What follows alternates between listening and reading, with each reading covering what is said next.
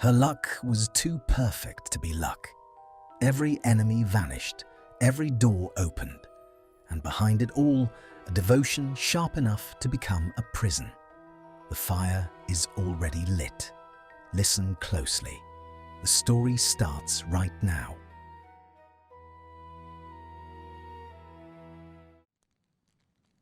The letter that should have ended Hermione Granger's career arrived on a Tuesday, and by Thursday it had ended someone else's instead. She remembered the exact weight of the parchment in her hands that Tuesday morning. The Wizengamot subcommittee's notice of formal review, the seal of Marcus Yaxley's cousin, pressed into wax the colour of dried blood. 3 years of work on the Magical Creatures Reform Act, and a single procedural challenge could bury it.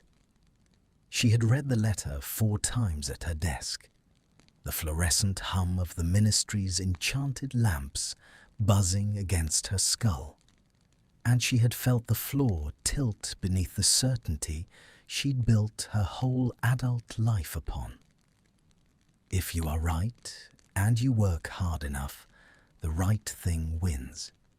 Then Thursday came, and Reginald Selwyn, the man whose signature made the challenge possible, was found to have falsified his own credentials on a dozen historical rulings. Not by Hermione, not by anyone she knew. An anonymous dossier, immaculate and devastating, had simply appeared on the desk of the Prophet's legal correspondent.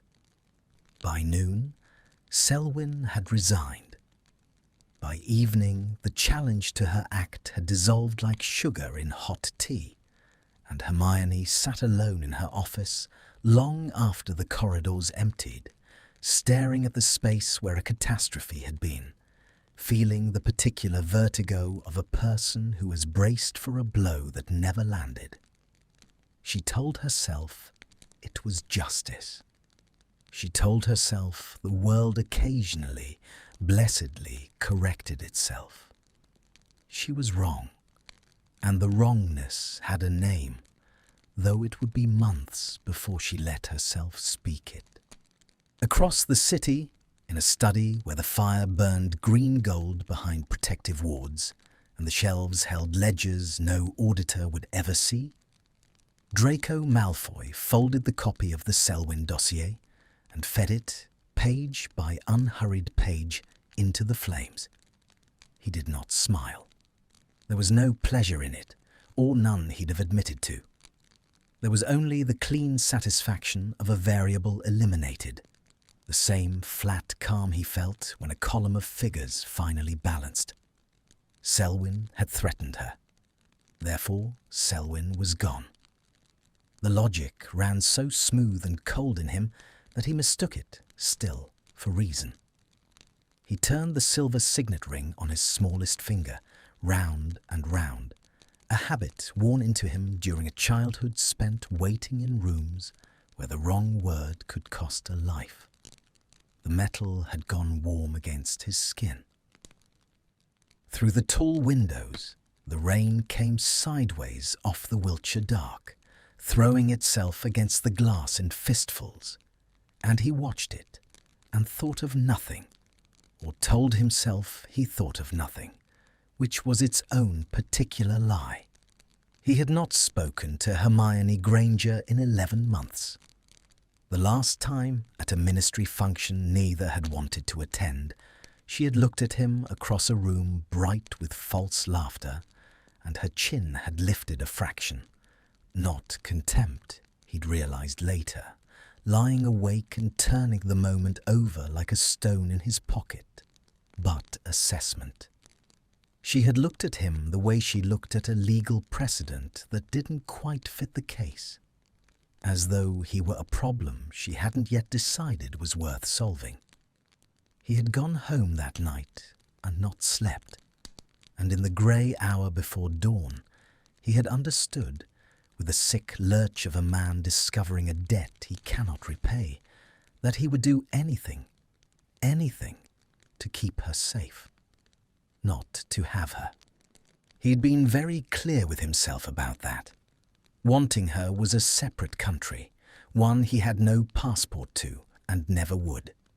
But keeping the world's teeth away from her throat, that, at least, his particular talents were built for. So he had begun. Quietly, reasonably.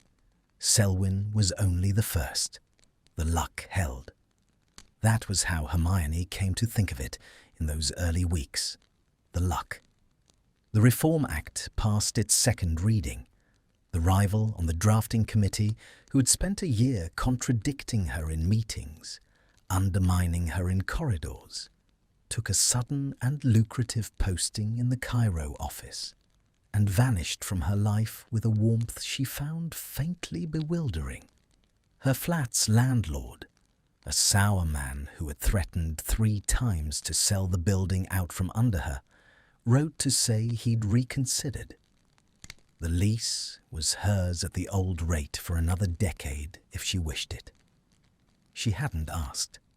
She hadn't even complained, not to anyone who could act. She noticed the shape of it the way one notices a draft in a sealed room. Not the source, only the wrongness of the air. On a Friday in October, she stayed late again, the office gone to shadow around the single lamp on her desk, the smell of old ink and colder tea thick in the small space. Rain ticked against the enchanted window, which showed whatever weather the caster preferred. Hers showed the truth, always, because she had never been able to bear a comfortable lie. She had a list in front of her. She hadn't meant to make it.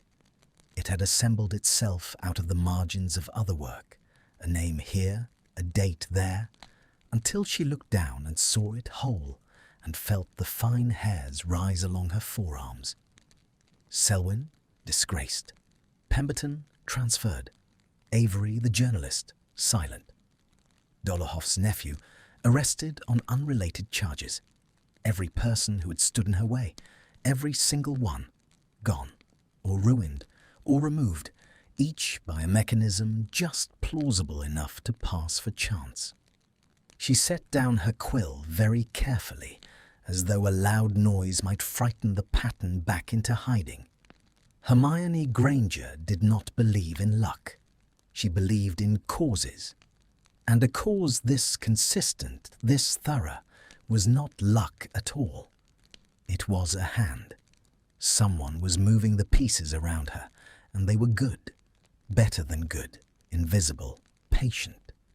And the cold thing that opened in her stomach was not gratitude. It was fear. Because she knew from the war, from the marrow of every terrible year of it, that no one clears your path for free. Someone was building something around her, and she was standing in the center of it, and she did not yet know whether she was the architect's treasure or their prey. He saw her 3 days later, and it undid him more than he was prepared for. It was not arranged. He would tell himself that afterward, and it would even be mostly true. A charity gala at the restored Malfoy townhouse in London, a performance of civic rehabilitation his mother insisted upon, and he endured. He had not known Granger would attend until she was already there, moving through the candle-warm crowd in dark green silk, and the sight of her arrived in his chest like a hand closing. She was thinner than she'd been 11 months ago, working herself past the bone, he thought. And the thought had a flair of something protective and furious in it that he flattened at once. She was laughing at something the Bulgarian attaché said, and the laugh was tired, and her eyes moved over the room the way they always did, cataloguing, weighing, until they found him. They stopped. The distance between them was 30 feet of chattering strangers, and it felt like nothing, like the charged inch of air before 2 live wires touch. He did not go to her.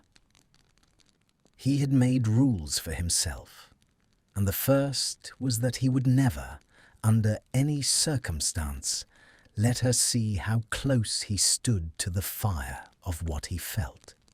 He inclined his head, a fraction the courtesy owed a guest, and turned to say something meaningless to the wine merchant at his elbow.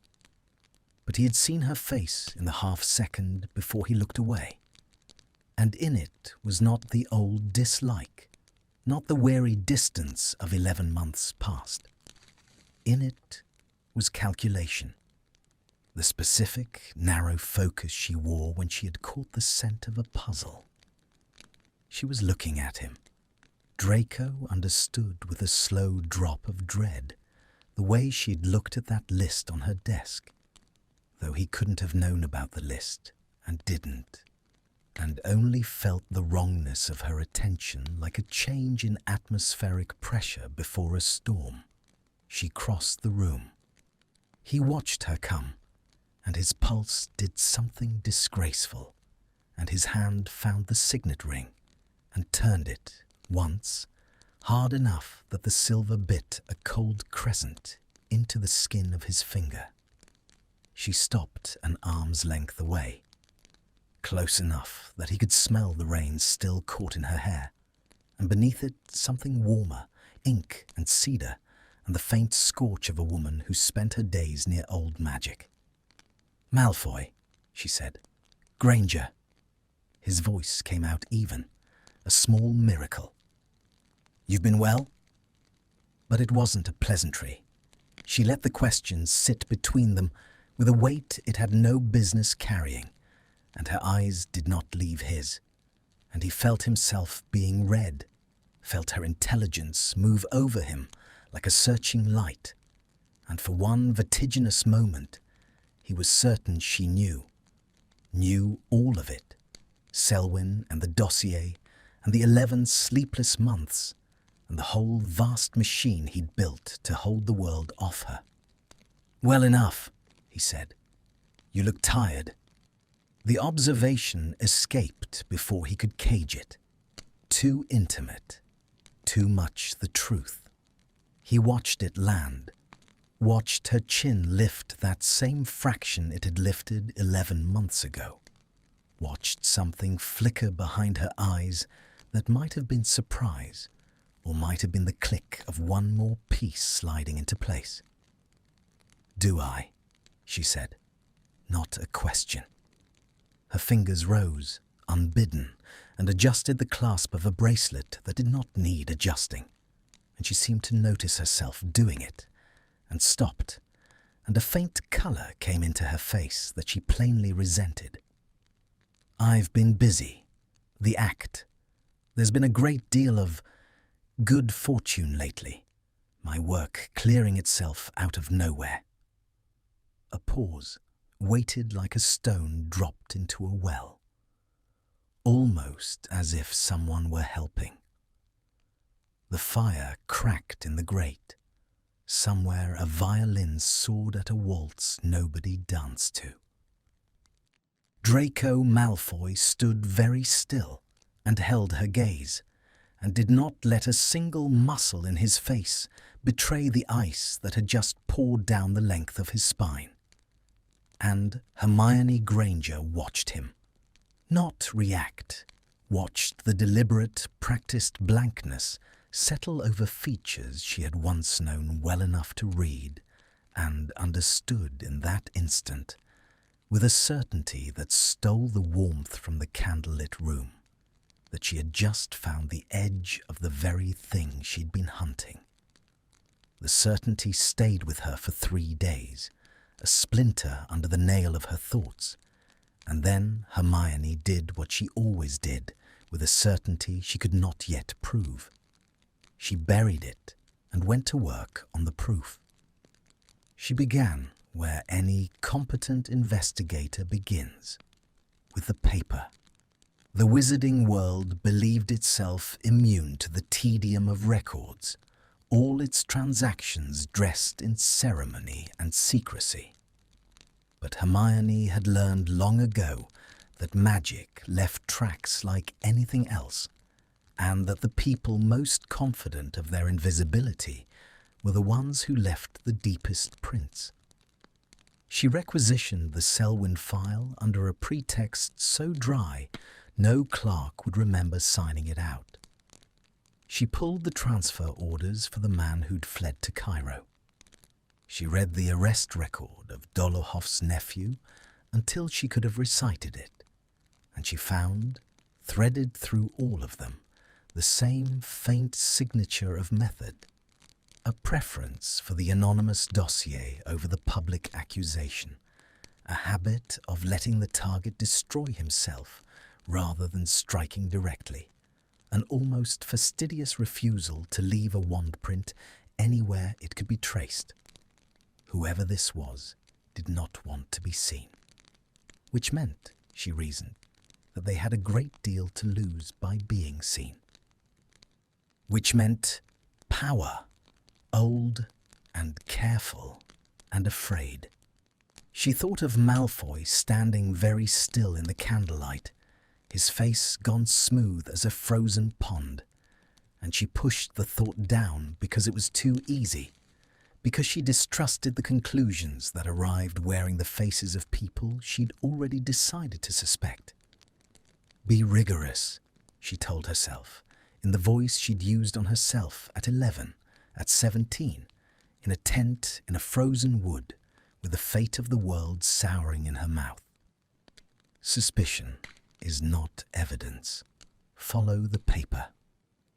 The paper led her over a fortnight of late nights to a shell, a holding company registered in the name of a goblin liquidator who had died in 1987, its assets moving through 6 other entities that dissolved and reformed like smoke, each one a little cleaner than the last, until the trail simply stopped at a numbered vault in Gringotts, whose ownership was sealed under provisions so ancient the goblins themselves seemed reluctant to discuss them. She sat in the marble chill of the bank's public gallery with the dead end in her lap, and felt the first true prickle of fear, not of the danger she was chasing, but of its competence. This was not a jealous colleague or a slighted rival. This was an architecture.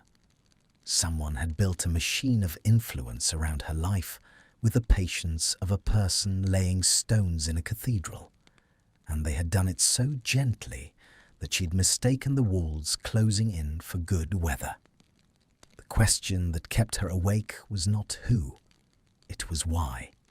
Enemies she understood. Enemies wanted you diminished, exposed, destroyed.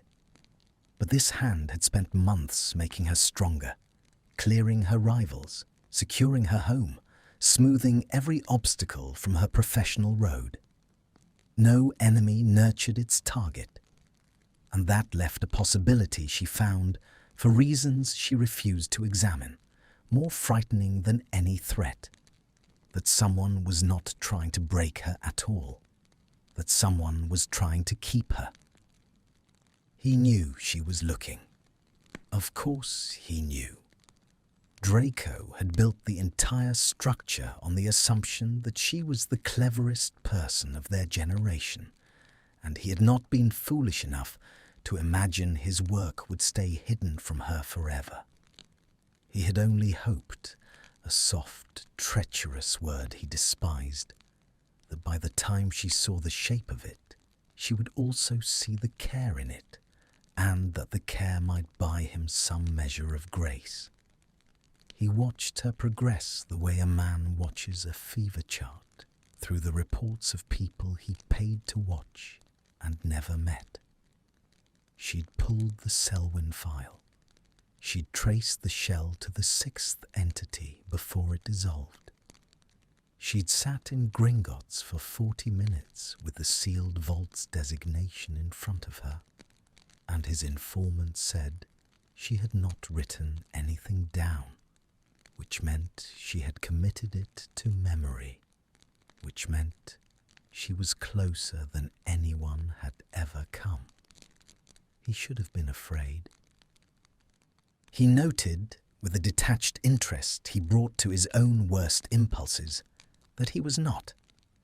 What he felt instead, watching her circle the truth of him, was something he had no honest name for.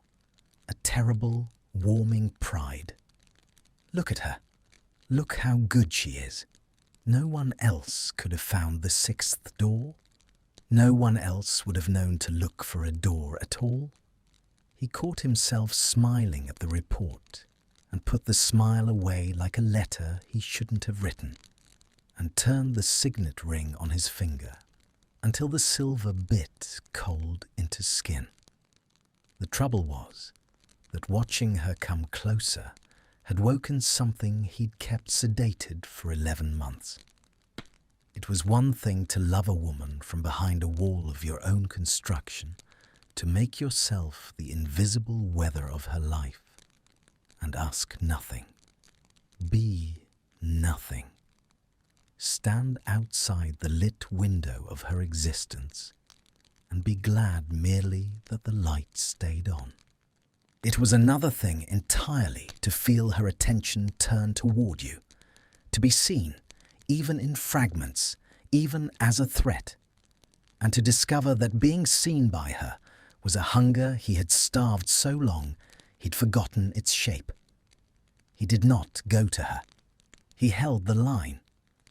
But he began, in the small hours, to imagine what he would say if she ever stood in front of him and asked, and the imagining was a wound he pressed on the way the tongue seeks a broken tooth, again and again, unable to leave it alone. They found each other, in the end, not through her investigation, but through the ordinary machinery of the world he'd been so careful to control.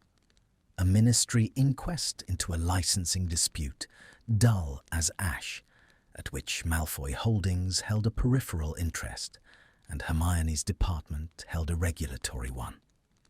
He had not arranged it. He wanted her to know that, later, though he understood by then that his wanting had stopped counting for much.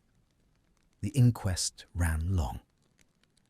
The autumn dark came down over London while they sat in a stifling hearing room, and by the time the panel adjourned, the corridors of the ministry had emptied into that particular after-hours hush, all echoing marble and the distant clank of the lifts, the enchanted torches burning low and blue.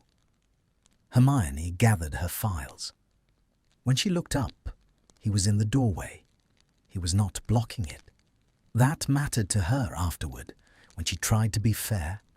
He had left her the room to pass, but he was there, and the corridor behind him stretched long and vacant, and the two of them stood in a pocket of quiet so complete she could hear the rain against the false windows.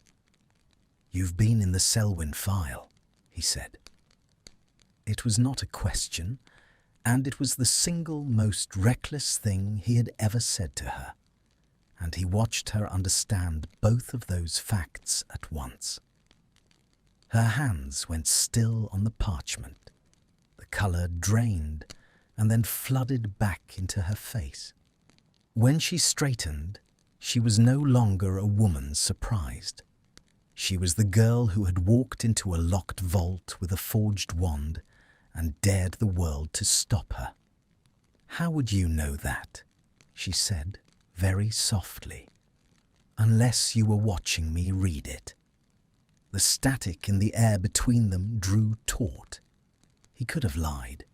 He had 100 lies ready, smooth and reasonable, each one a door back into the safe dark. He watched himself decline every one of them with a kind of horrified wonder, as though observing a stranger walk calmly off a cliff. "Because I need to know when you're near the things that could hurt you," he said. The words dropped into the silence and lay there, terrible and naked. He saw her take them in. He saw her mind, that beautiful, relentless mind, assemble them into the shape she'd been half refusing for a fortnight, saw the sealed vault and the 6 shells and the disgraced enemies, and his face gone smooth in the candlelight, all snapped together at once behind her eyes. She went white to the lips. "It's you," she breathed. "All of it. Selwyn, Pemberton, my lease. It was you. Yes." Just the one word. No defense wrapped around it. No softening. He let her have the truth whole, because he had promised himself that when this moment came, and he'd always known it would come, he would not compound the thing by lying about it. He owed her that much.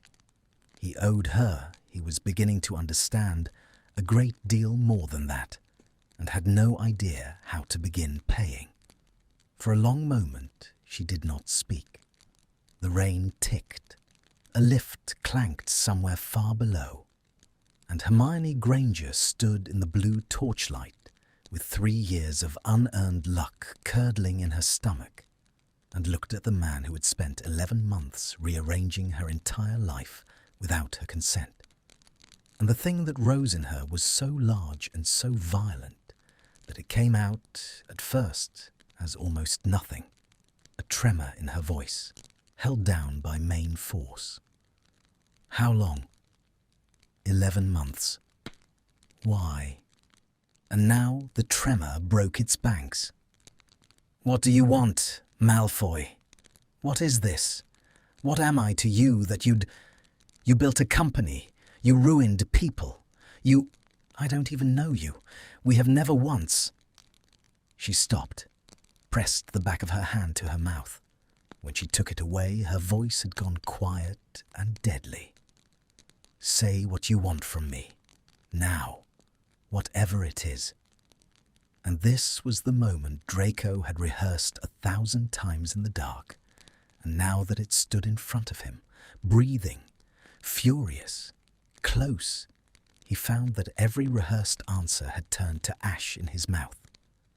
Because the truth was not a thing he could say. The truth was that he wanted nothing from her, nothing she could give, nothing he'd dare to take. He wanted only for her to go on existing in a world that had proven, again and again, that it would grind such women to powder given half a chance.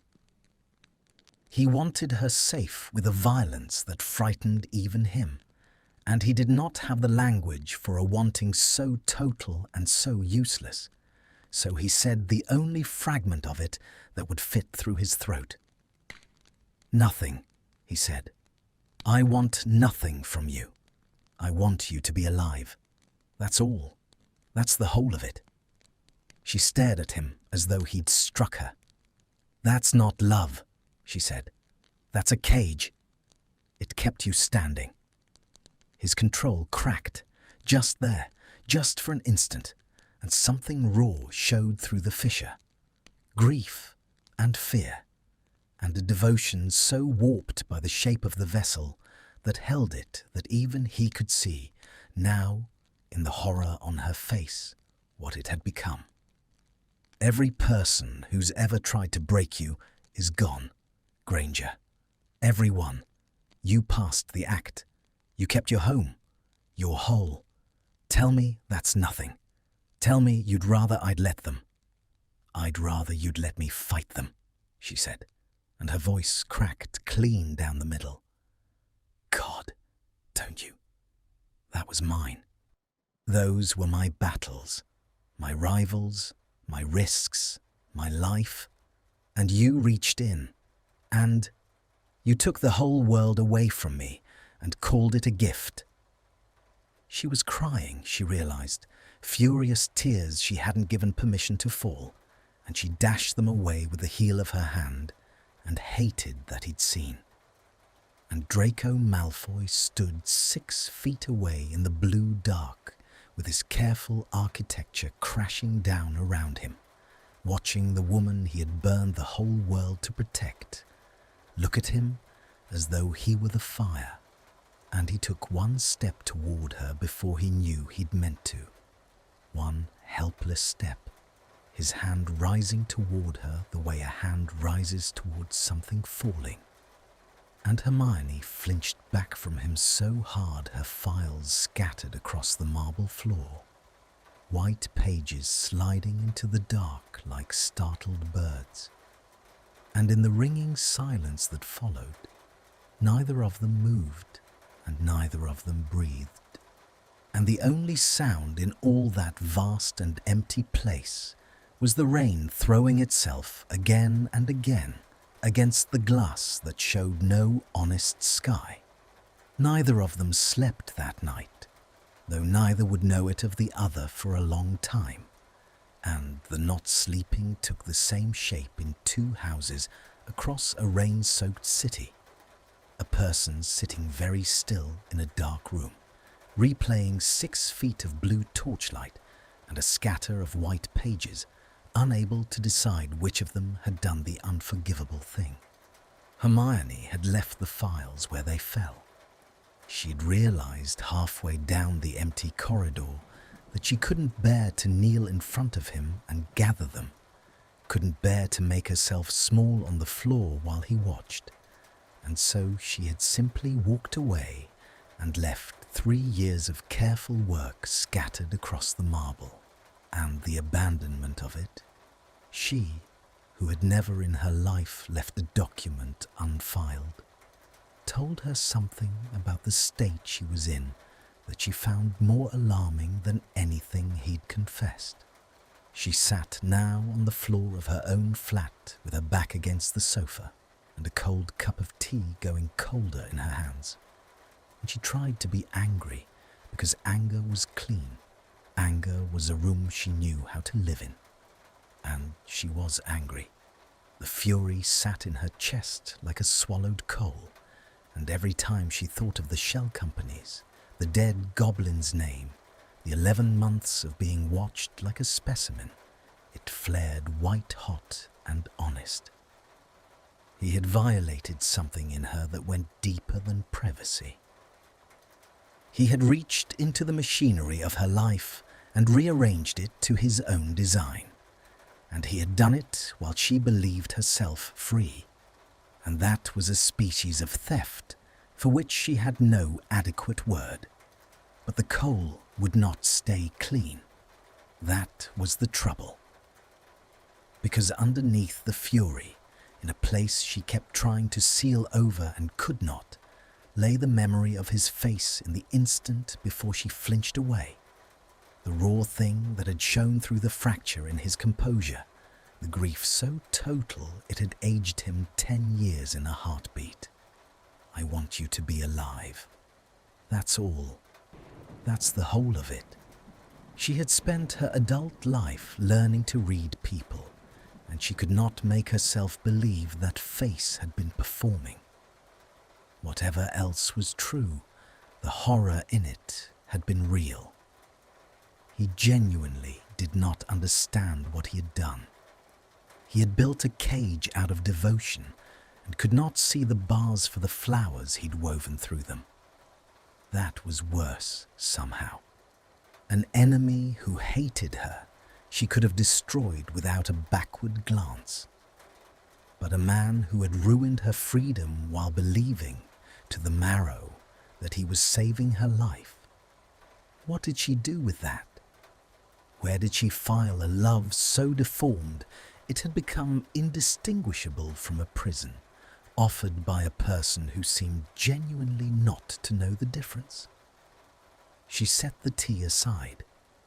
Her hands, she noticed, were not quite steady, and she pressed them flat against her knees to still them, and stared at the rain streaking the window, and admitted to herself the one fact she'd been out running since the corridor, that when he had taken that single, helpless step toward her, some traitorous part of her had wanted, for the length of a heartbeat, to let him close the distance.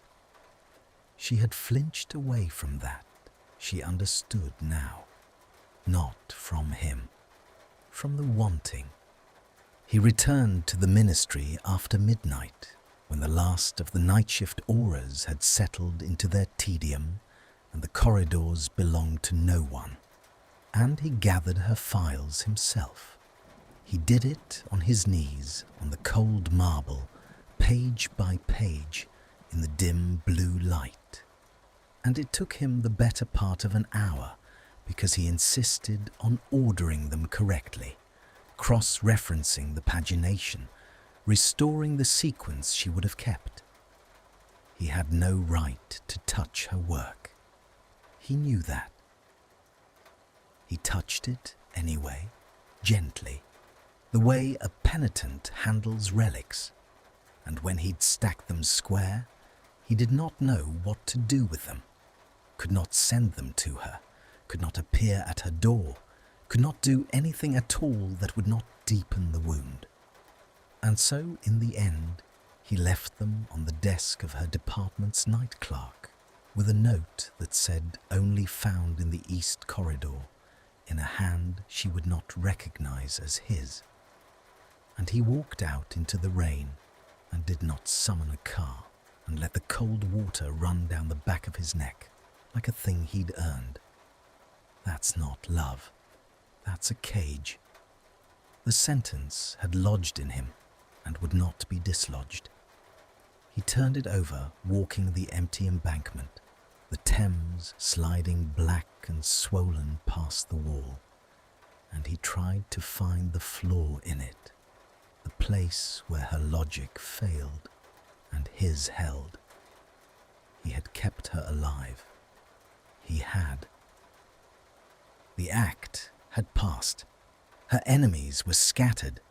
She was whole and rising and safe, and every measurable fact of her life was better for his intervention, and by every accounting he had ever trusted, that made him right.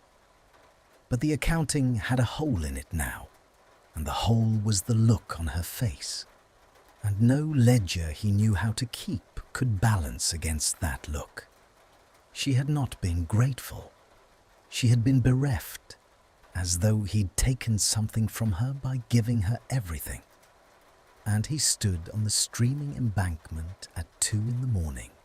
and forced himself to sit with the possibility, foreign and vertiginous, that safety was not the only thing a person could need, that there might be a currency he had never learned to count in which every one of his gifts registered as a theft. He did not reach a conclusion.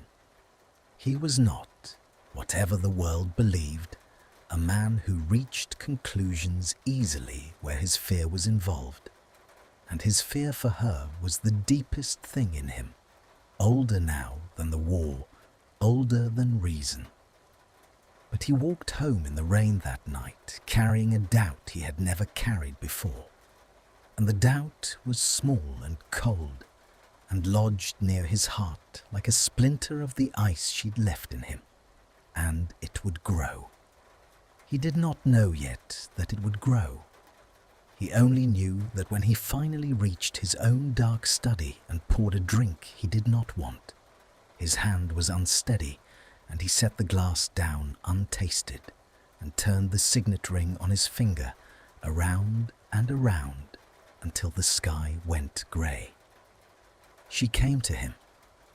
That was the thing neither of them had predicted, that after everything it would be Hermione who crossed the distance. She told herself it was for answers. She had questions the confession hadn't touched, the scope of it, the mechanism, whether the watching had stopped or merely gone quieter. She told herself she was gathering intelligence, that a woman who understood the full architecture of her captivity was better armed than one who did not, and this was all perfectly true, and none of it was the whole truth, and she knew that, and went anyway. She flew to the London townhouse on a grey Sunday afternoon, unannounced, and a house elf she treated with a courtesy that plainly baffled it. Led her to the study, and Draco Malfoy looked up from his desk to find the woman he'd built an empire around standing in his doorway in a rain-dark coat, and the shock of her physical presence in his private space struck him nearly dumb. "Granger, I have questions," she said. "You owe me answers. Sit down." He sat. It was, he'd reflect later, the first order anyone had given him in years that he obeyed without calculation. She did not sit. She stood in the center of his study with her chin lifted and her hands loose at her sides, no longer flinching, he noted, and the noting cost him something. And she began, methodically, to take him apart. "How many people, total, that you've moved or ruined or paid on my account?" "Since the beginning?" He considered lying and discarded it. She would know. 31, perhaps 32, if you count the journalist, and I do. She absorbed this without visible reaction, though he saw her fingers curl slightly. "The watching, is it still happening? Right now, today?" "I called it off." A pause. "Thursday night, after the corridor." "Why?" The question was a scalpel, and he had no defense against it. So he told her the truth, which was becoming, he discovered, a habit he could not break in her presence. "Because you asked me what I wanted," he said, "and I said I wanted you alive. And you told me that wasn't love. It was a cage. And I've spent 3 days trying to prove you wrong. And I can't." The room went very quiet. The fire ticked in the grate. She was looking at him with an expression he couldn't pass. Not the fury of the corridor, not the fear, something more careful and more dangerous. An examination that reached past his defenses into a place no one had been allowed since he was a child, pretending not to be afraid in rooms full of monsters. "You called it off," she said slowly. "But you didn't undo it. The people are still ruined. Selwyn's still disgraced. The man in Cairo isn't coming back." "No." He held her gaze. "I can't undo it. Some of it, perhaps, the reversible pieces. But you're asking whether I'm sorry, and I need to be honest with you, because I think honesty is the only thing I have left to offer you that you might want." He drew a breath. "I'm not sorry they're gone. Every one of them would have hurt you. I'd do it again to keep you standing. What I'm beginning to be sorry for is that I did it to you, around you, without you, as though your life were a thing I had the right to arrange." The words came slow, dragged up from a depth he'd never sounded before. "That part, that's the part I can't defend. And I've been sitting here for 3 days learning that I can't defend it. And it's—" He stopped. His jaw worked. "It's the worst thing I've ever had to learn." Hermione stood in the firelit study and listened to Draco Malfoy admit fault, and understood that she was watching something structurally impossible. A man raised to believe that admitting error was a fatal weakness, dismantling himself in front of her because she had asked him to. And the coal of anger in her chest, which she had carried so carefully, so rightfully, guttered, not out, never out, but lower. And in its place came a confusion so profound it frightened her more than any threat had, because she had walked into this house certain of exactly one thing, that whatever he was not a man she could ever forgive. And now she stood 6 feet from him, watching him tell the truth, at a cost she could see written in the white grip of his knuckles on the arms of his chair. And she felt the certainty tremble, and she did not know what she would build to replace it, and the not knowing rooted her to the floor of his study, long past the point where a wiser woman would have gone home, both of them held there in the failing grey light, close enough now that when the fire cracked and threw a spray of gold across the dark, it lit both their faces at once. The strange peace that grew between them in the weeks after that grey Sunday was not forgiveness. And both of them knew it wasn't, and they moved through it the way one moves across a frozen river, testing each step, listening for the crack beneath the ice. It began with the files. He had reversed what could be reversed. The man in Cairo received, through channels he'd never trace, an offer to return with his old post restored, and the journalist's inexplicable silence lifted. And Hermione learned of these small undoings, not from Draco, but from the world simply becoming in patches, less curated around her. She understood what they were.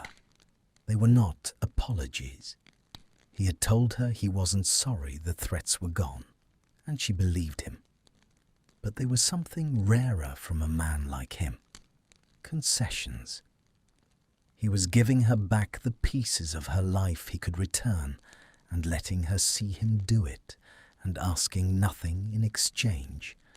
And she found she did not know how to hold a gift that came with no hook in it. So she went back. She told herself, again, that it was for the answers, though the answers had mostly run dry. And then she stopped telling herself anything at all, because the lie had grown too threadbare to wear. She went back because his study was the only place in London where she did not have to perform, where she could set down the armour of being Hermione Granger, war heroine, tireless reformer, the girl who was always right, and simply argue with someone who argued back at her level and did not, for once, want anything from her that she could name. They fought, of course. That was the shape their nearness took. He'd say something with the old cold arrogance, and she'd take it apart, and he'd let her. Watching her dismantle his logic with a look on his face, she was slow to identify, because she'd never expected to see it aimed at her. A kind of helpless admiration, the pleasure of a mind meeting its equal after years of speaking to lesser rooms. She caught it once, mid-argument, and lost her thread entirely, and had to straighten a cuff that did not need straightening while her face went warm. And he looked away first, which was its own confession. The tension between them had changed its nature. In the corridor it had been dread and violation. Now it was something with a pulse in it, a low static that filled the study when they fell silent. An awareness of the 6 feet of air between the chair she'd taken to using and the desk where he sat. An awareness that grew, week by week, more difficult to keep at 6 feet. Neither named it. Naming it would have required deciding what it was, and both of them were cowards about exactly this one thing, having between them faced Dark Lords and Wizengamots without blinking. He knew he should let her go. That was the private torment of those weeks, that every hour she spent in his study was an hour he was, by his own new and painful understanding, taking from her, drawing her deeper into the orbit of a man who had proven he could not be trusted with the gravity of his own devotion. But he could not make himself close the door. He had spent 11 months loving her from behind a wall, asking nothing, and it had nearly hollowed him out. And now she came to him of her own will, sat in his study with rain on her coat and fire on her face, and turned the full force of that extraordinary mind on him. And he was a starving man who had been handed a feast he'd been told not to eat, and he ate. He knew what he was doing. He watched himself do it. Every argument they had, he told himself, would be the last, that he would gently steer her away for her own protection, and every time she rose to leave something in him, rebelled so violently that he found a reason to keep her. One more question, one more point of law, one more quarter hour of that voice sharpening itself against his. The fear had not left him. It never left him. It was the water he swam in. But it had found a new object, and the new object was worse than any Selwyn, because it could not be paid off or transferred or disgraced. He was afraid now of himself, of the machine of control that had built itself so naturally out of his love once, and might again, and might reach for her, not as an enemy, but as a keeper. And he did not know if he had it in him to stop it a second time. He had called off the watching, but the instinct that had raised it remained, coiled and patient, and he felt it stir every time she mentioned some risk in her work, some hostile witness, some threat she spoke of lightly, and he heard as a bell tolling in the dark. He said nothing of this to her. He filed it away with all the other things he could not say, and he let her keep coming, and he told himself that as long as he did not act, the loving of her was not a crime. He was wrong about that too, but it would take a crisis to show him how. The crisis wore the face of a man named Corbin Rookwood. He surfaced in Hermione's work in early December, a mid-level functionary in the Department of Magical Catastrophes with an old family name and older loyalties, who had begun, quietly, to build a case that her Reform Act was a vehicle for something more dangerous than creature welfare. He was clever, and he was patient, and he was, Hermione discovered as she read his memoranda, entirely sincere in his conviction that she was a threat to the Wizarding Order, which made him more dangerous than any bribed opportunist. He could not be bought. He believed. She mentioned him to Draco on a Thursday evening, offhandedly, the way she'd learned to mention such things, testing, always, whether the mention would summon the old machine. She watched his face when she said the name. She saw it happen. The stillness that came over him, the fractional narrowing of the eyes, the way his hand drifted toward the signet ring before he caught it and laid it flat on the desk with visible effort. "No," she said. "I didn't. You were going to. I watched you decide not to, which is better than deciding to, so I'll give you that." She set down her cup. "But I saw it, Malfoy. The reflex. He's a threat, so your first thought was to remove him. That's still the machine. It's just quieter now." The color rose along his cheekbones. He did not deny it, because he'd learned at last that she would always know when he was lying, and that the lie cost him more than the truth. "He wants to destroy your life's work," he said, low. "Everything you've built. And he's the kind who can do it, because he isn't stupid and he isn't corrupt, and those are the only two failings I know how to exploit. I could..." He stopped himself. His jaw tightened. "I want to. You should know that. I'm sitting here wanting to remove him from the board with everything I have, and the only thing stopping me is that you're watching." The honesty of it hung in the room. She had asked for exactly this, for him to show her the machine instead of running it. And now that he had, she found the sight of it terrible and, in a way she distrusted, moving. He was fighting himself in front of her. She could see the war of it in the tendons of his hands. "And if I weren't watching?" she asked quietly. The pause went on too long. "I don't know," he said. And that, she understood, was the most honest thing he had ever told her. More honest than any confession, because it admitted the one thing he most wanted to deny. That the cure was not complete, that the instinct still owned him, that his restraint depended, for now, on her presence rather than his character. "I'd like to tell you, I'd hold.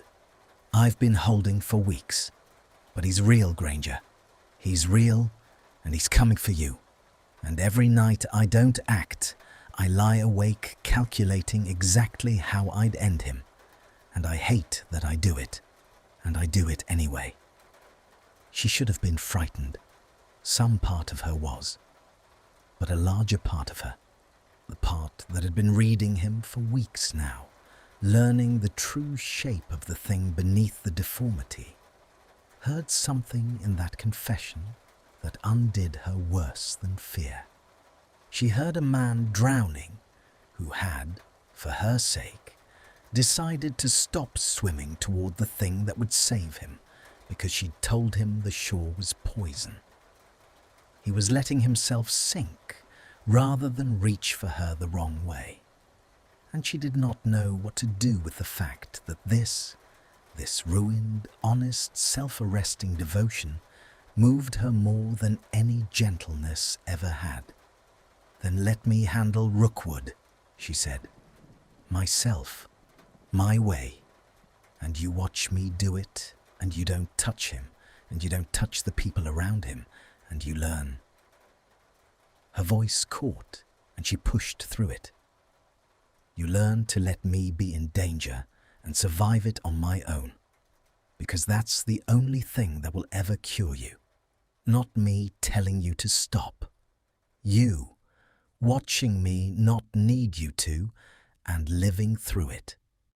He stared at her across the firelit study, and she watched the offer land in him like a blade, watched him understand that she was proposing the single hardest thing she could possibly ask of him.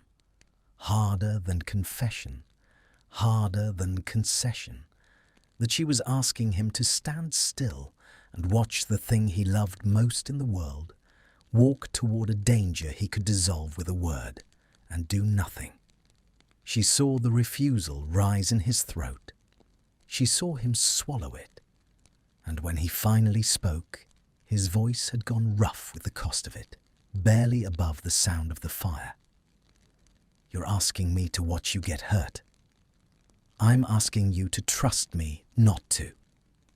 It's the same thing." His hands had closed on the arms of the chair, knuckles gone white and sharp. "You don't understand what you're asking. The last time I stood still and watched, the last time I told myself someone else could handle it, that I didn't need to act." He stopped. His face had changed. Something old and terrible had come up behind his eyes. A war-year ghost she'd never seen him let anyone witness.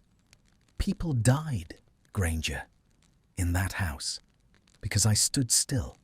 So don't ask me to do the one thing that has only ever ended one way for me. Ask me for anything else." And Hermione Granger, who had come to his study for answers and stayed for reasons she was only now beginning to name, rose from her chair and crossed the 6 feet of firelit air that had held between them for weeks, and stopped close enough to see the tremor in his hands and the war in his face. And she did the thing that neither of them had dared in all those careful weeks. She reached out and laid her hand over his where it gripped the chair, her fingers curling gently between his white knuckles and the dark wood. And she felt the shock of it go through him like current, felt him go utterly still beneath her touch. And she said, very softly, in a voice with no armor left in it at all, "I'm not asking you for anything else. I'm asking you for this. Learn to watch me live." Her hand stayed on his for the length of a held breath, and in that suspended moment, neither of them moved, both of them afraid that any motion would break the fragile thing that had just formed in the firelight. And then Draco turned his hand beneath hers, slowly, so slowly, until their palms met, and closed his fingers around hers with a gentleness that seemed to cost him everything he had. He did not pull her closer. She would remember that later, as the moment she understood he had changed, that a version of him from 3 months ago would have used the contact, would have drawn her in and let the wanting do its work, and that this version held her hand and did nothing more, because he had begun, at terrible cost, to learn the difference between holding a person and keeping them. He simply held her hand and looked up at her from the chair, and his face was open in a way she had never seen it, stripped of all its careful architecture, and what she saw there frightened her and moved her in equal measure. "All right," he said. His voice was barely there. "Rookwood, your way. I won't touch him." "You mean it?" "I don't know if I can do it." The honesty again, unflinching, the thing that had become their strange currency. "But I mean it, which is more than I could have said a month ago. So, yes, I'll try to learn the thing you're asking. And when I fail, because I'll fail, Granger, I want you to know that going in, there will be a night when he's close to you, and I break. When I fail, I need you to—" He stopped. His thumb moved once across the back of her hand, an unconscious thing, and she felt it in the soles of her feet. "I need you to be angry with me, and not gentle. Gentleness will teach me nothing. If I reach for the machine, you have to make it cost me. Do you understand?" She understood better than he knew. He was handing her the leash to his own worst instinct and telling her to pull it hard. It was, she thought, the single most trusting thing anyone had ever done in her presence, and it undid the last of the careful distance she'd been keeping, and she sat down on the arm of his chair, near him, closer than she'd ever allowed, and did not take her hand from his. "I understand," she said, "and I'll do it. But you have to do something for me in return." She waited until he looked at her. "You have to stop believing that standing still gets people killed. Because that's the lie underneath all of it, Malfoy. That's the thing the war put in you and never took out. You think love means action, removing threats, arranging outcomes, doing. And so when you love someone, you can't stop doing to them, and you call it protection, and it's really just—" she searched for the word. "It's really just fear that won't hold still. And I can't be with a man who's that afraid. Not the way—" She caught herself on the edge of a sentence neither of them was ready for, and stopped, and the unfinished thought hung in the warm air between them, bright and dangerous. "Not the way I want to be with you." She hadn't said it, but he'd heard the shape of it, the same way she'd heard the shape of things he hadn't said for weeks, and something kindled behind his grey eyes that made her heart stumble. And for a long moment the two of them sat in the firelight on the edge of a word that would change everything, and neither of them spoke it, because they were still cowards about this one thing, and because saying it now, with Rookwood coming, with the test still ahead, with his cure unproven, would have been building a house on ground that hadn't yet held weight. So instead, she squeezed his hand once and rose, and said, "I should go." And he let her hand slip from his without a word of protest. And that, the letting go, the not holding, was the most eloquent thing he'd said to her all night, and they both knew it. The Rookwood affair unfolded over 3 weeks, and Draco Malfoy spent all 3 of them in a private hell he had chosen with his eyes open. He watched her fight. That was the arrangement, and he kept it, and keeping it nearly destroyed him. Rookwood was clever, cleverer than Hermione had first credited.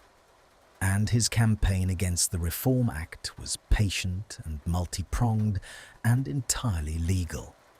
And Draco, who could see the architecture of an attack the way she could see the architecture of an argument, watched it close around her and knew a dozen ways to shatter it and used none of them. He sat in his study each night with the reports his instinct still gathered. He had not fully dismantled the machine. He'd only stopped acting on it, which was its own kind of torture, to see everything and touch nothing. And he read of her setbacks, her long nights, the vote that slipped and the ally who wavered, and his hands ached from gripping the arms of the chair, and he did not act. Once, in the 2nd week, he came close to breaking. Rookwood arranged for a hostile peace in the Prophet, a clever bit of insinuation that painted Hermione as an ideologue overreaching her brief. And Draco had the editor's every secret in a drawer 3 feet from his hand, and he sat with the drawer half open for an hour in the small hours of the night, his whole body pulled toward the door of the machine. And the only thing that stopped him, the only thing, was the memory of her hand curling between his knuckles and the dark wood, and her voice saying, "Learn to watch me live." He closed the drawer. He was shaking when he closed it.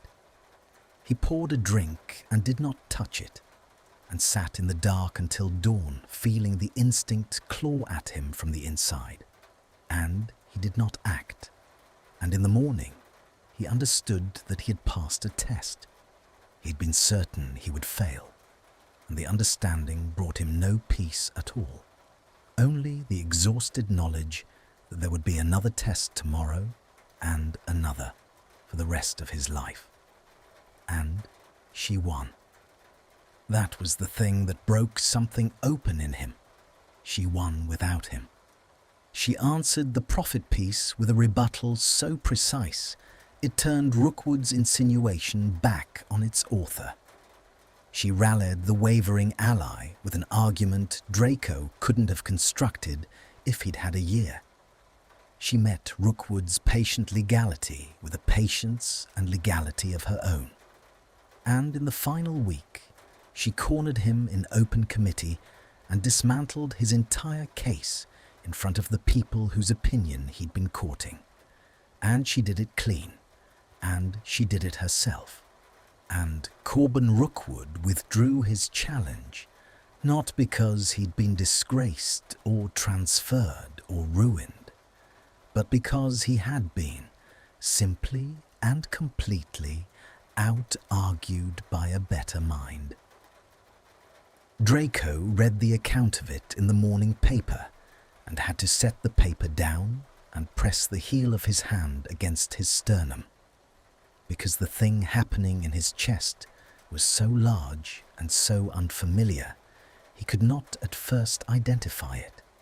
And when he did identify it, he nearly laughed, alone in his study, at the strangeness of it, because the feeling was pride, pure and clean, unmixed with fear.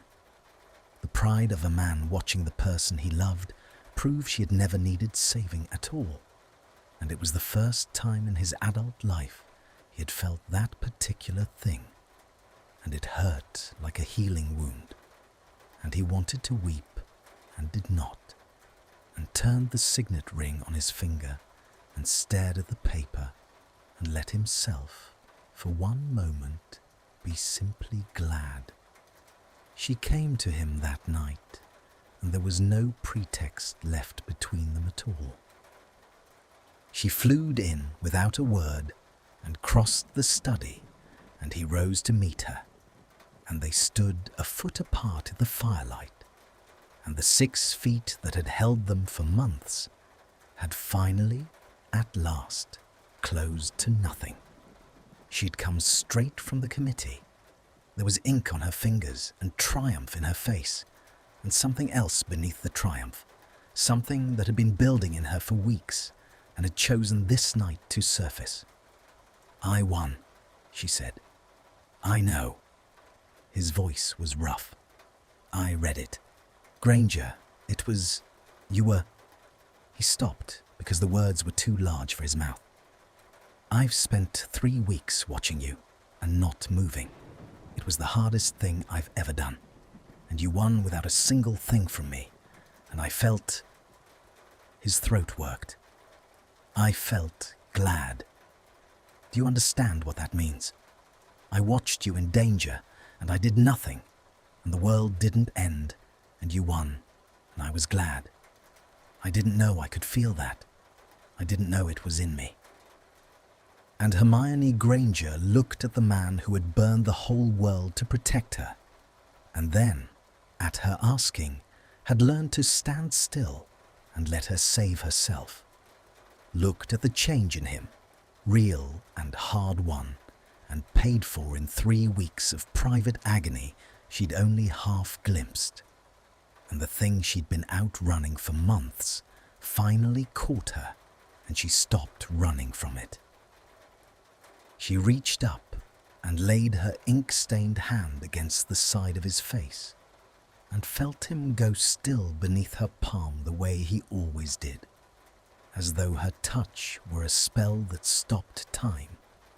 And she rose onto the balls of her feet, and she watched his eyes widen and his breath catch and his hands come up. Not to pull her in, she noticed even now, even here, but to hover at her waist as though asking permission. And she closed the last inch of charged air between them and kissed him softly, once, and felt the shudder go through his whole body like the breaking of a long fever. And when she drew back, barely far enough to speak, her lips still nearly against his, she whispered, "You learned. You actually learned." And he made a sound she had never heard him make, something between a breath and her name, and his hands finally settled at her waist, gentle as falling ash, and he kissed her back like a man who had been dying of thirst and had, at last, been given leave to drink. The kiss should have been an ending, the soft resolution a lesser story would have offered, the moment where the fever breaks and the two of them walk out into a life made simple by love. But Hermione had spent enough of her life inside difficult truths to know that a single kiss cured nothing, and that the man now holding her waist like something made of glass was still. Underneath the tenderness, a man whose deepest instinct had spent 20-odd years learning that safety was the only love worth giving. She knew it, and she let herself have the kiss anyway. She had earned it, so had he. They came apart slowly, reluctantly, the way one surfaces from deep water. He did not let go of her waist. She did not step back from the warmth of him. For a long moment they simply stood in the firelight, with their foreheads nearly touching, breathing the same air, and the study was so quiet she could hear the settling of the coals and the distant ticking of December rain against the tall windows, and, closest of all, the unsteady rhythm of his breath, which had not yet found its footing. "This doesn't fix it," she said quietly. Not a rejection, a truth laid down gently between them. "You know that. What you learned with Rookwood, that was one test. It'll come back. The fear, the wanting to do. It's not gone. It's just sleeping." I know. His voice was low and roughened. His thumb moved once against the fabric at her waist, unconscious, and she felt it everywhere. I'm not going to pretend I'm whole, Granger. I felt it every night for 3 weeks, clawing at me. I still feel it now. You're standing in my arms, and some part of me is already calculating who might come for you next, and how I'd stop them. A breath that shook a little. I hate that part of me, but lying to you about it would be worse than having it. She drew back far enough to look at his face, and what she saw there, the naked admission of a flaw he could not promise to master, moved her more than any vow of perfection could have. She had spent her life around people who promised to be better and meant it and failed. Here was a man refusing even to make the promise, offering instead the harder and more honest thing. I will fight it every day, and I cannot swear I will always win, and I will not lie to you about the losing. Then we do it slowly, she said. We don't build a life on 1 kiss and a good 3 weeks. We build it on practice. You keep learning to stand still. I keep living my life in the open at my own risk, where you can see it. And every time the fear takes you, you tell me out loud instead of acting on it in the dark. That's the deal. That's the only way this works. You're negotiating our... He almost smiled, the ghost of the old dry humor surfacing through the rawness. Whatever this is, like a piece of legislation. I negotiate everything worth having like a piece of legislation. But her own mouth curved, and she laid her palm flat against his chest, over the hard drum of his heart, and felt it leap under her hand. It's kept me alive so far. The winter deepened, and they built the thing carefully, the way 2 people build who both know exactly how much can be lost. It was not easy. She had not promised herself it would be, and it wasn't. There were nights it went badly, nights when some threat surfaced in her work, and she watched the old machine wake behind his eyes, watched his hand drift toward the ring, and she had to do the hard thing she'd sworn to do, had to make it cost him, had to be sharp when every softer instinct told her to be kind. Once, in January, he crossed a line.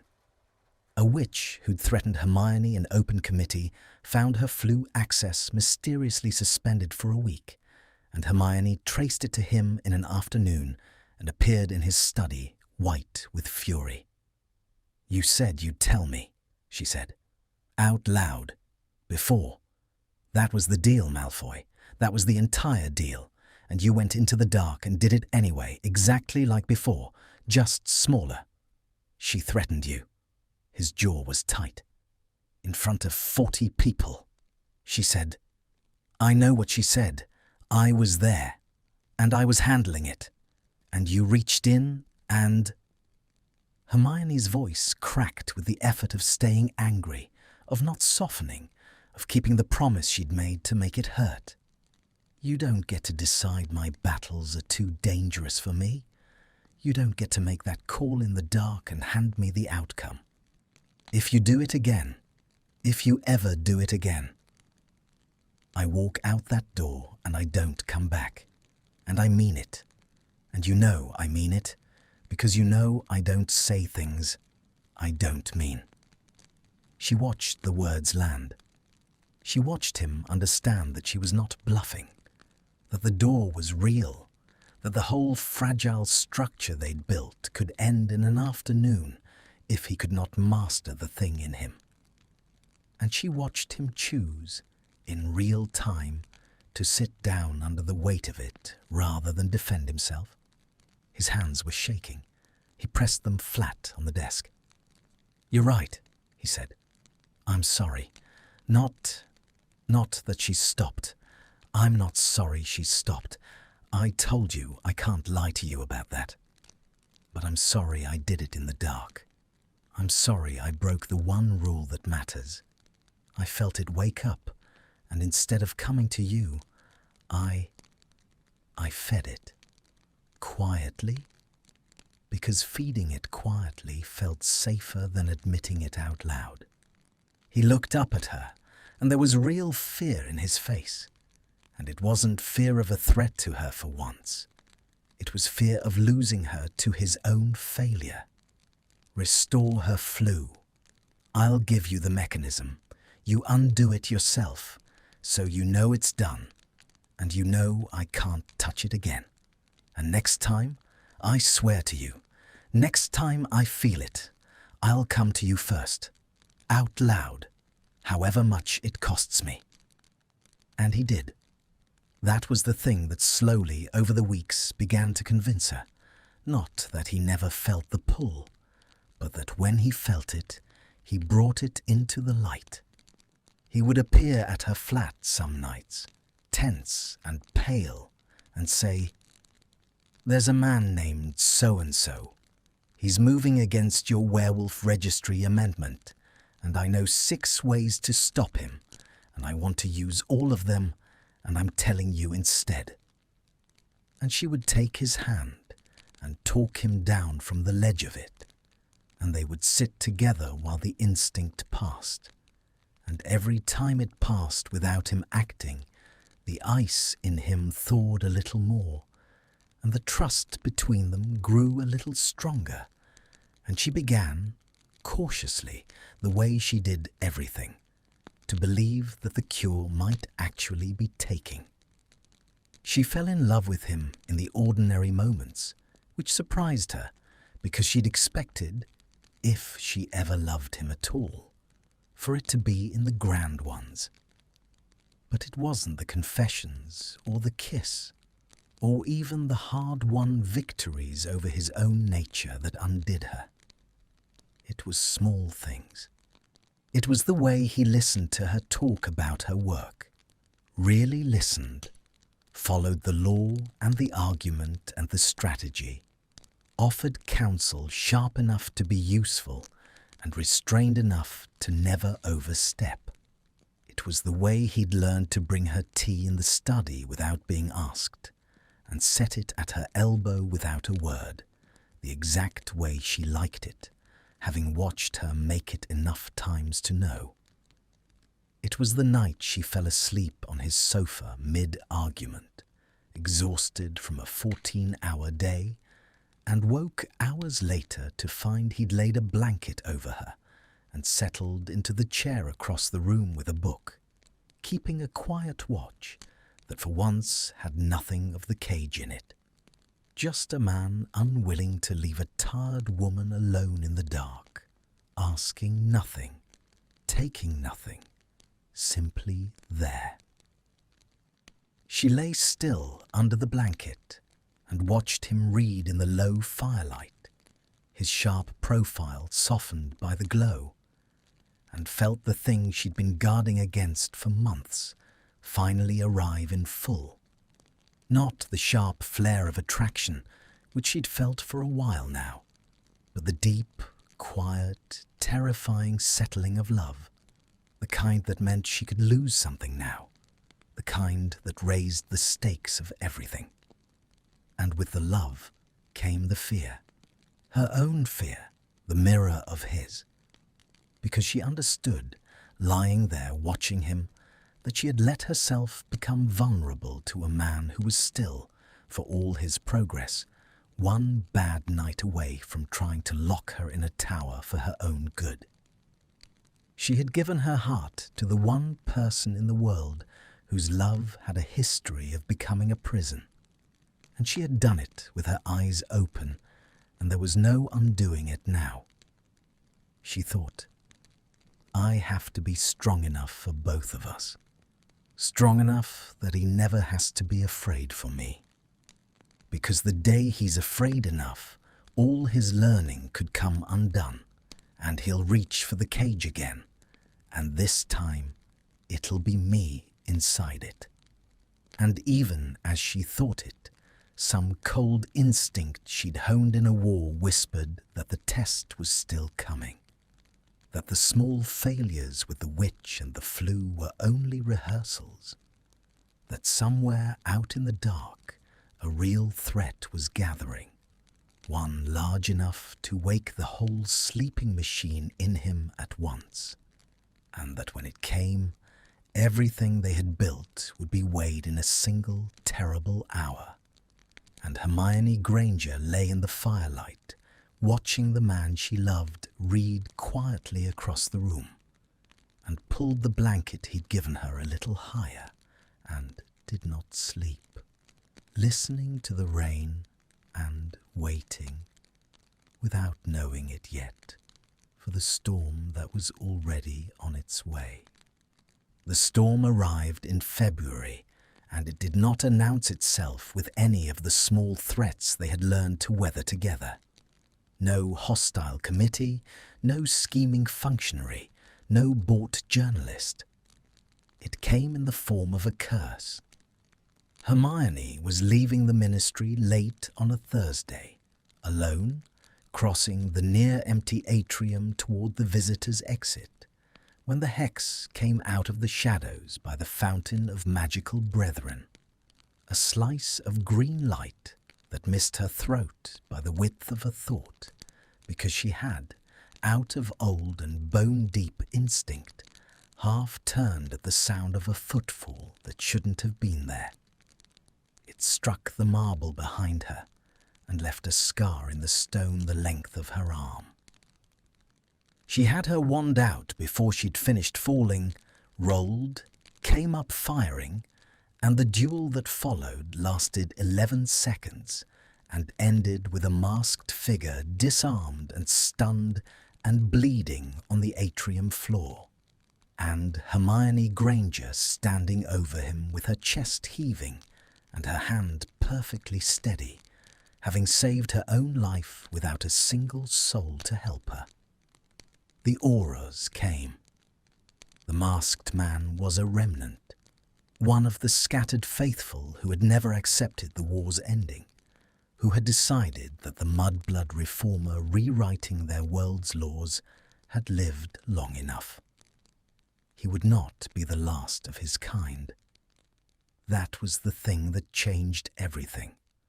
Not that Hermione had been attacked, but that the attack was personal, ideological, the first ember of what the auras quietly admitted might be a coordinated campaign. She had become, in the eyes of a certain dying faction, a symbol worth killing. She did not tell Draco that night. She told herself it was because it was late, because the auras had questions, because she needed to think. And all of that was true, and none of it was the real reason. The real reason was that she was afraid of what the news would do to him. She had spent 3 months watching him learn to stand still, and she knew, with the cold certainty of a woman who understood the man she loved, that this, a real curse, a real assassin, a real campaign to end her life, was exactly the storm large enough to wash all that learning away. She was right to be afraid. He found out anyway. Of course he found out. He had never fully dismantled the machinery of his knowing, only stopped acting on what it told him, and by morning the report was on his desk. Attempted assassination, Ministry Atrium, Granger, H, unharmed, assailant in custody, motive ideological, faction suspected. And Draco Malfoy read it standing up and did not sit down for a very long time. Hermione arrived at his study that afternoon to tell him herself, having decided that hiding it would be worse than the telling, and she knew the instant she stepped out of the flue that she was too late. He was standing at the window with his back to the room, very still, and the stillness was the wrong kind. Not the peace he'd learned, but the old, terrible calm. the frozen pond blankness she hadn't seen since the corridor months ago. "You already know," she said. "A man tried to kill you last night." His voice was flat, scraped clean of everything. He did not turn around. "In the atrium, green light, a hand's breadth from your throat." A pause that stretched until it ached. "And you weren't going to tell me?" "I was telling you now. I came to 16 hours, Granger." He turned then, and his face stopped the words in her mouth, because it was not angry. She could have managed angry. It was destroyed, grey and hollowed, the face of a man who had spent a night imagining a world with her, absent from it. 16 hours. You knew someone had tried to end your life, and you let me sit here not knowing. Do you understand what that... His voice broke and he mastered it, and the mastering was worse than the breaking. "I have spent 3 months learning to stand still while you take small risks. Committee fights, hostile witnesses. I learned it. I bled for it. And now someone has put green light at your throat, and I find that the standing still. It's gone, Granger. It's just gone. I reached for it this morning, and it wasn't there.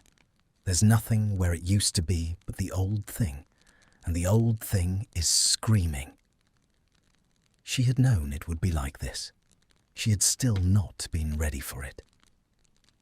"Draco. There's a faction."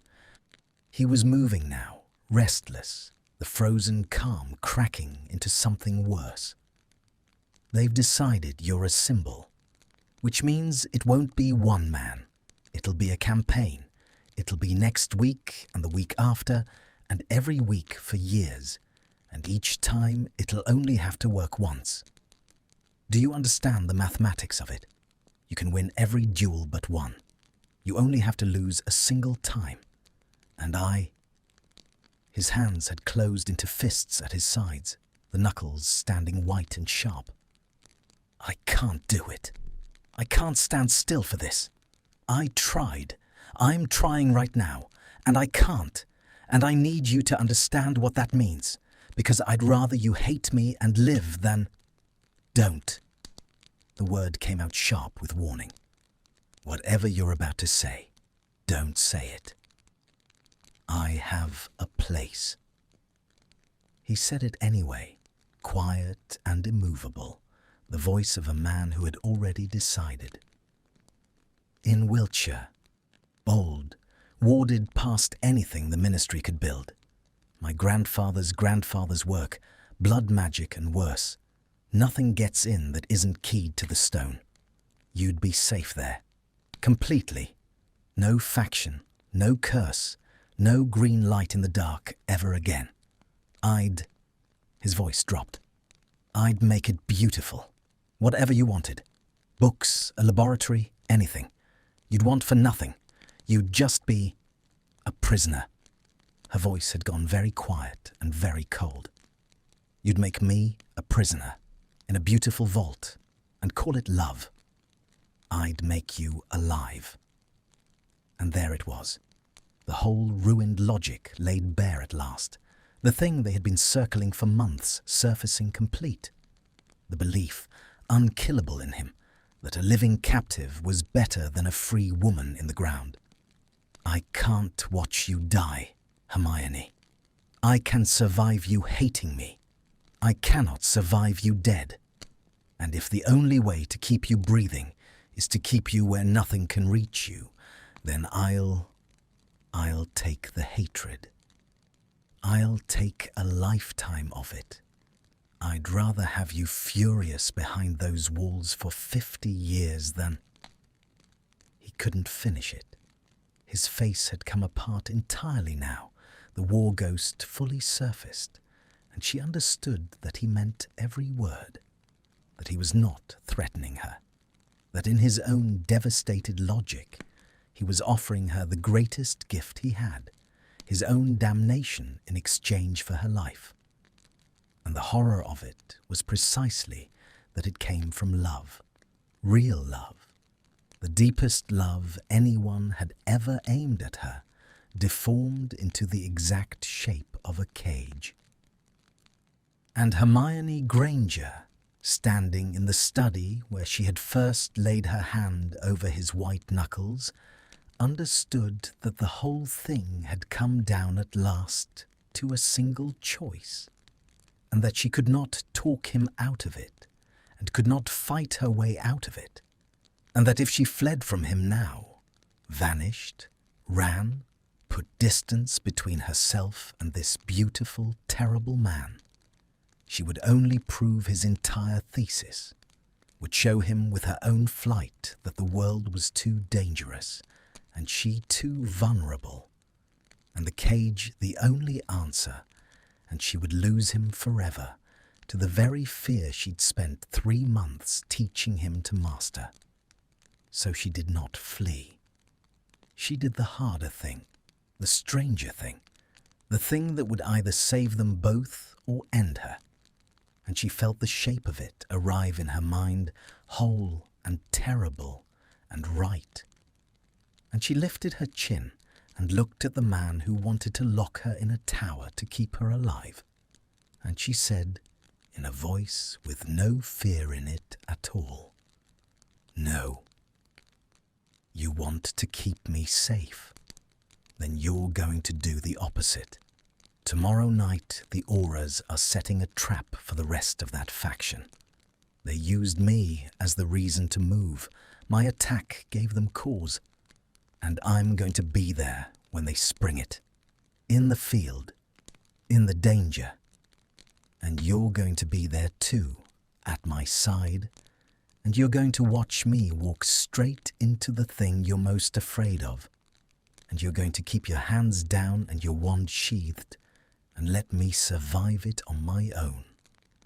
Because that's the only thing that will ever save you. And it's the only thing that will ever save us. And if you can't do it, if you reach for that ring or that vault or that machine, even once, then you are never going to be able to love me at all. Only own me, and I'll walk out of your life tomorrow night, whether I live through the trap or not." He stared at her as though she'd driven a blade into him, and she watched the impossible cruelty of what she was asking land in his eyes, that she would not only refuse the cage, but would deliberately walk into the fire and make him watch, and forbid him the one thing his whole nature demanded. And she saw him open his mouth to refuse, to forbid it, to lock the study door if he had to, and she braced for the fight of her life. But no words came, and the two of them stood frozen in the grey February light, with the whole of their future balanced on the edge of a single impossible night, close enough to touch and further apart than they had been since the corridor. And outside the tall windows, the first snow of the year began to fall, silent and white, settling over Wiltshire like a shroud or a promise, neither of them yet able to say which. He did not answer her that night. He could not. She left him standing at the window with the snow coming down, and neither of them slept. And in the morning she went to the Auras and made herself part of their trap, and there was nothing he could do to stop it that would not prove her point. And so, in the end, he came. She had known he would. That was the whole gamble of it, that his need to be near her when the danger came would outweigh just barely his need to prevent the danger at all. If he'd stayed away, if he'd locked himself in Wiltshire and refused to witness it, she would have lost him, because a man who could not even watch was a man who could never be cured. But he came.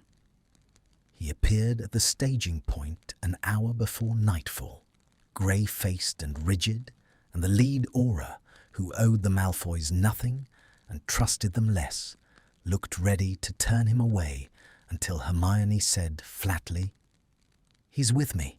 He watches. He doesn't act." And something in her voice made the aura let it go. The trap was set in a derelict manor house on the Norfolk coast, a rotting pile where the faction had been gathering. The auras had turned one of them, had baited the hook, had let it be known that the Granger woman would be there to inspect seized dark artifacts under light guard, alone and vulnerable, and exactly the target they'd been praying for. It was a lie wrapped around a truth. Hermione would be there, alone in the front rooms, bait in a gown of her own choosing, while the auras waited in the walls, and Draco Malfoy waited in the dark with her, forbidden to lift a hand. She understood the cruelty of what she'd asked of him, only fully in the hour before it began, watching him. He stood in the shadow of a collapsed staircase where he'd been placed, where he could see her, could see the front rooms through a gap in the ruined wall, but could not easily reach her. And she watched what the waiting did to him, and it was terrible. He was so still. He had the stillness of a man holding a scream inside his ribs. His hands hung at his sides, empty, his wand sheathed at his hip, and every few minutes she saw his fingers twitch toward it, and then flatten, twitch, and flatten, the whole war of his nature playing out in the small movements of a single hand. His eyes never left her, and in them she saw the thing she'd gambled everything on, that he had chosen, against every instinct 20 years in the making, to witness rather than to act, to sit inside his own worst fear with his hands empty because she had asked it of him, and that the asking was the deepest test of love either of them had ever set. "You can still go," she murmured, crossing to him in the last quiet minutes, keeping her voice low. "If you can't do this, if it's going to break you, go now, and I won't hold it against you. This is the cruelest thing I've ever asked anyone." "No." His voice was barely a thread. He looked at her, and his eyes were wet, and he did not bother to hide it. "If I go, I lose you slowly, over years, to the thing in me. If I stay, if I watch, maybe I lose you all at once tonight." He drew a breath that shook. "But if I stay, and you live, Hermione, if I watch you walk into this and come out the other side on your own, then maybe I get to keep you the only way that isn't a cage. So I'll stay. I'll stand here with my hands empty and watch someone try to kill you and do nothing because you asked me to, and because it's the only gift I have left that's actually worth giving." A muscle worked in his jaw. "Just survive it. Please. I'm not strong enough for the other thing. Whatever I've learned, I'm not strong enough for that." She reached up in the dark and touched his face, once, the way she had that first night. "I'm strong enough for both of us," she whispered. "Watch me." And she turned and walked into the light of the front rooms, alone, bait for a killing, and left him in the dark to keep the hardest promise of his life. They came at full dark. 3 of them, cloaked, moving through the ruined house with the confidence of hunters who believed their prey was cornered and blind.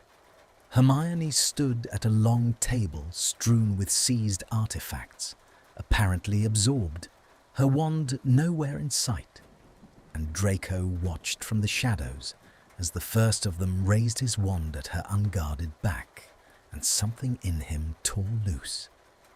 Every cell of his body surged toward action. His hand flew to his wand. He had it half drawn, the curse already forming in his throat, the whole machine of him roaring awake at once with a force that whited out thought. And in that fractured half-second, with murder a heartbeat from the woman he loved, Draco Malfoy did the single hardest thing he had ever done in a life that had asked terrible things of him. He stopped. He forced his hand off the wand. He drove it back down to his side, flat, empty, his whole arm shaking with the violence of the restraint, and he trusted her. Trusted her the way he had never trusted anyone or anything. Trusted her with the one currency he'd sworn he could not spend. Her life. And he watched, with his heart stopped and his eyes streaming, and his hand pressed flat against his own thigh hard enough to bruise. He watched. And Hermione, who had known to the second when they would come, who had been counting footfalls in the dark, who had never for one instant been the helpless bait she appeared, spun on her heel with her wand already in her hand and her shield charm already blooming, and the first killer's curse shattered against it in a spray of white sparks, and then the front rooms of the rotting manor erupted into light and thunder as the auras came out of the walls, and Hermione Granger stood at the centre of it, fighting, brilliant and unafraid, her wand a blur, dropping the second attacker with a body bind before he'd finished turning and driving the third back into the waiting arms of the law with a barrage so precise it looked choreographed. 11 seconds again. Perhaps 12. And when the light died and the smoke cleared and the three would-be killers lay bound on the floor of the ruined house, Hermione stood over them, breathing hard, entirely unharmed, having walked into the fire and come out the other side on her own 2 feet, exactly as she had promised. She turned to find him in the dark. He was still standing where she'd left him. His hand was still flat against his thigh. He had not moved, had not lifted his wand, had not cast a single spell, had not acted through all of it, through the curse at her back and the thunder and the 11 seconds when her life hung by the thread of her own skill and nothing else. He had kept his hands empty.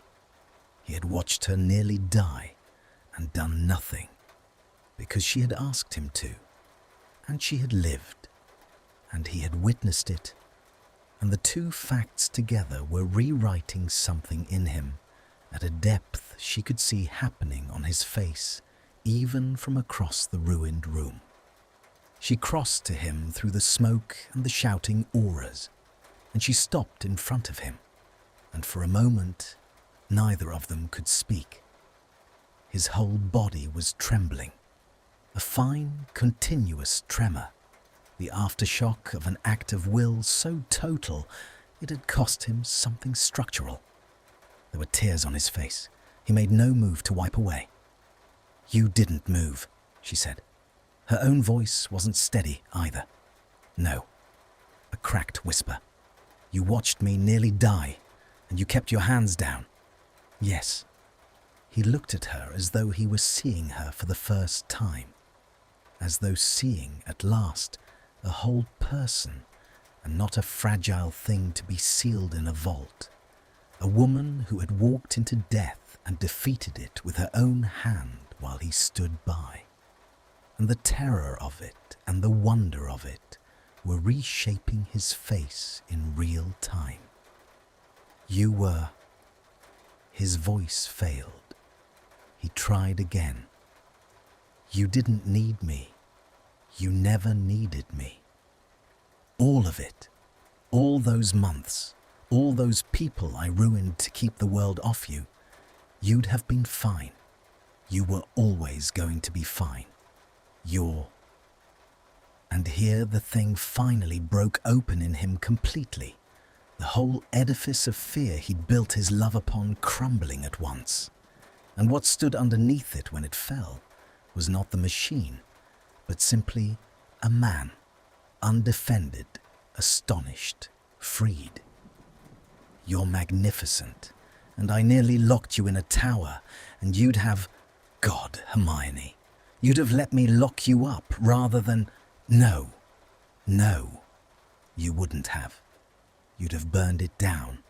You'd have burned the whole tower down around us both." "Yes," she said, "I would have." And Draco Malfoy looked at the woman he had loved so badly for so long, and understood at last, in his bones, and not just his mind, that the only way to keep her was to hold his hands open, that love was not the wall he built around a person, but the courage to watch them walk unguarded into the world and trust them to come home. And the understanding did not arrive as a defeat, but as a release, as the setting down of a weight he'd carried so long he'd forgotten it wasn't part of his own body. And he made a sound that was half a laugh and half a sob, and reached for her at last the only right way, not to hold her still, but simply to hold her. And she came into his arms in the smoke and the ruin with the auras shouting all around them, and he pressed his face into her hair and breathed her in, alive, alive, alive. And neither of them noticed the cold or the wreckage or the watching eyes, because for the first time since he had first understood he loved her, Draco Malfoy was not afraid. The faction did not end that night in Norfolk, because things like that never end cleanly. 3 were taken, but the ideology that had made them was older than any of them and would outlast them all. What ended that night was something else, something that mattered more to the 2 people standing in the smoke. The belief, 20 years deep in Draco Malfoy, that love and control were the same act wearing different names. He knew it was gone the way you know a fever has broken, by the strange lightness where the weight had been. He had stood in the dark and watched death reach for her, and had kept his hands empty, and she had lived, and the world had not ended, and every catastrophe his fear had promised him for a lifetime had simply failed to arrive. The lesson did not stay in his mind, where lessons could be argued with. It had gone into his body, into the muscle and the marrow, into the hand that had learned it could stay flat against his thigh while his heart screamed, and a thing learned that deep does not come undone. That did not mean the fear was gone. He would learn, over the months and then the years that followed, that the fear never left entirely, that it woke every time she took a risk, every time her work put her in a hostile room or a dangerous field, every time the world showed its teeth. But something fundamental had shifted in his relationship to it. Before Norfolk, the fear had been the master and he the instrument. It had spoken and he had acted helplessly, building his walls and his vaults and his ruined enemies. After Norfolk, the fear was only a passenger, loud, insistent, familiar as an old wound, but no longer in command. He felt it, and he let it pass, and he kept his hands open, and each time he did, it grew a little quieter, the way a dog stops barking when it learns no one is coming. He told her all of this, slowly, over the weeks that followed, in a study where it had all begun. And she listened, and she held him accountable, and she never once let him mistake her love for permission to slip back into the old shape. Because she understood, better than he did in those early days, that the cure was not a single victory, but a daily practice, a choice he would have to make again every morning for the rest of his life. And she was willing to make her own matching choice, to stay with a man who would always, always be afraid for her, and to trust him to master it, and to make it cost him if he ever didn't. They were, she reflected, an absurd pair to build a life on. But she had never wanted an easy one. They married in the autumn, 2 years after Norfolk, in the garden of the Wiltshire house. Not the warded fortress he'd once offered her as a vault, but the ordinary manor, its old cruelties exorcised, its gardens replanted, its dark rooms opened to the light. She had insisted the ceremony be outdoors, unwarded, exposed to whatever the world might send, and he had understood the insistence and honoured it, and stood at the altar with his hands open and his heart in his throat, and watched her walk toward him across the grass in the September sun, unguarded, unprotected, free, and had made himself receive it as the gift it was, rather than the terror his old self would have felt.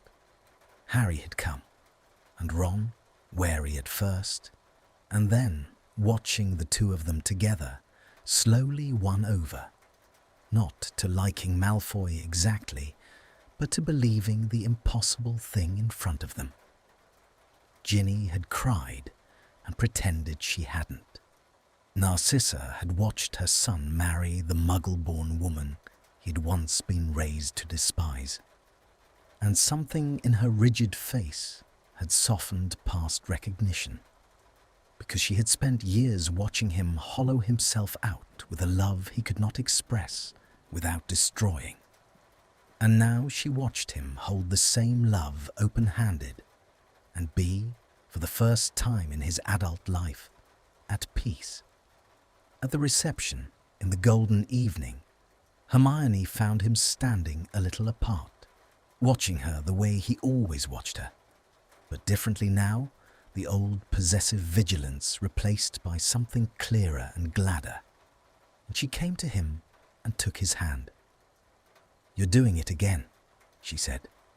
"The watching. I'll always watch you." He turned her hand over in his, traced the ring he'd given her, a plain thing at her insistence, nothing that looked like ownership.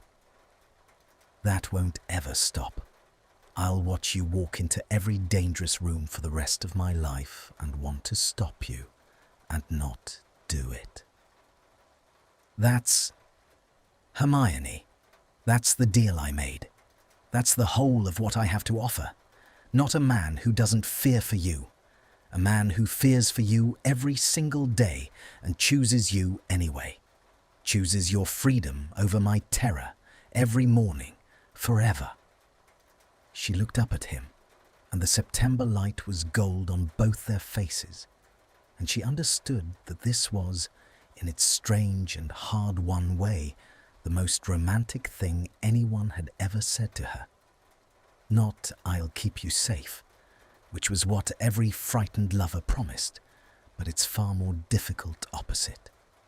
"I'll let you be free, and I'll be afraid, and I'll never let the fear win." "That's the only offer I'd have taken," she said.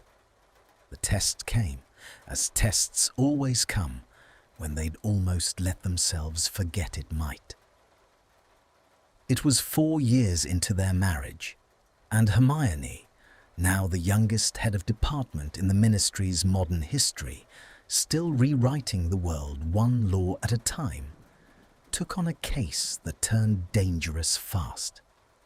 A smuggling ring of cursed artifacts with connections that ran high and violent, and a fieldwork element that put her, once again, in rooms where people might want her dead.